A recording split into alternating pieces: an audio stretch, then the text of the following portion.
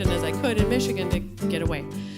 And every visit that I took to Michigan to see her was worse than the one before. They were bad, like really, really bad.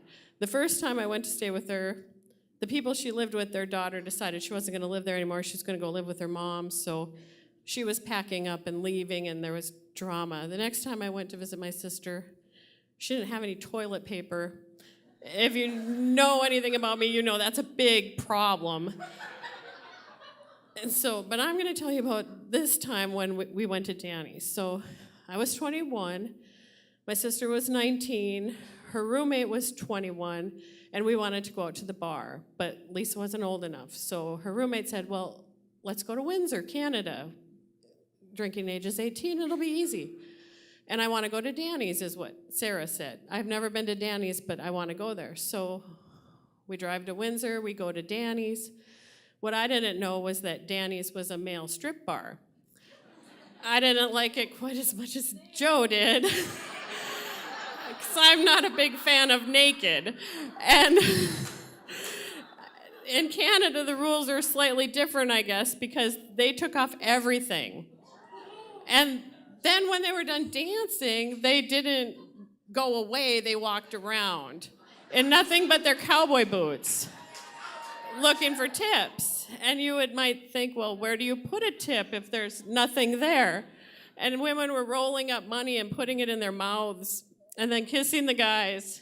And like, money is the one thing people will reach into toilets to get. So I would never, ever put money in my mouth, ever. So we stayed for about 10 minutes. And I said, well, you guys can stay, but I'm going back to the car because this is not for me. So Sarah and Lisa said, okay, well, we'll leave. And Sarah said, I know a bar in Detroit where I know the bouncers, so we'll go there, and I'm sure Lisa can get in. So we went there. And it was a nice bar, and we're dancing and talking to people, and I'm talking to somebody at the bar, and he says, oh, you're visiting from North Dakota. What else have you done? And I said, well, we went to Danny's. He said, what'd you do? I said, we went to Danny's. He said, where'd you go? I said, we went to Danny's. And he said, oh, I used to work there. I'm like, oh, abort, you know, we're done here. So Lisa and Sarah and I drank an awful lot, and we're on our way home, and I'm going to be sick in the car. And I tell my sister, you have to pull over, I'm going to be sick. And my sister says, stick your head out the window. And I said, no, seriously, I'm going to throw up in your car. You have to pull over right now. It's not safe here. This is 8 Mile or wherever we were. I'm not pulling over. Stick your head out the window. And I said, no. So it's January, if I didn't mention that. So we're driving, and the window's down, and I'm throwing up, and it's like everywhere. In the car, outside the car, in my hair. The next morning, I wake up, and my sister has to go to work. She says, you have to go out there and clean out my car. And I said, no, I don't. I told you to pull over. You have to go clean out your car. And so after about 10 minutes of that, I said, well, I'll go try.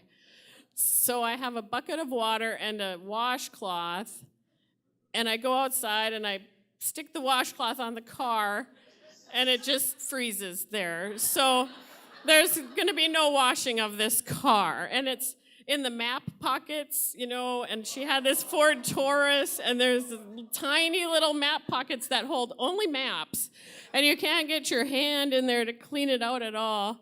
So I quickly gave up and went inside and said, well, I guess you have a problem, because I can't do anything about this. So she went to work, and she comes home, and she says, well, I hope you're happy. I had to drive all the way to work like this, with my head out the window going, bleh, bleh. I said, well, I hope you're happy, because I told you to pull over.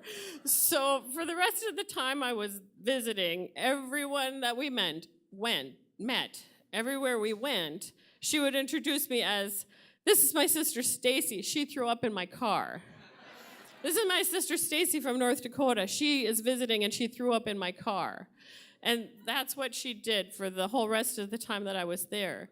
And the karma part of my story is about 2 months later, my sister called me, and she had gone to North Carolina with her roommate, Sarah, and she had thrown up in Sarah's car on the way. And I said, well, I can't believe you even told me that story. I hope Sarah was very mean to you.